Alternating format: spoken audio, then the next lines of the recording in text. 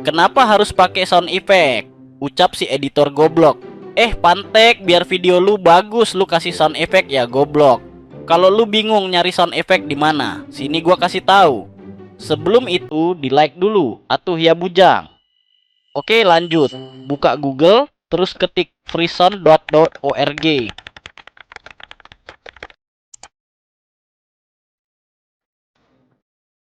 Udah, itu jangan lupa bikin akun dulu supaya ganteng. Nah kalau udah, ya udah lu tinggal cari aja sound effect yang lu mau ya bujang. Jangan lupa filter lisensinya ke Creative Commons ya Pantek.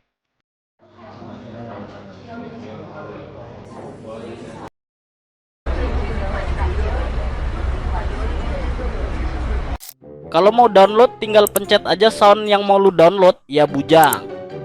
Udahlah segitu aja ya Pantek. Jangan lupa like, comment, and subscribe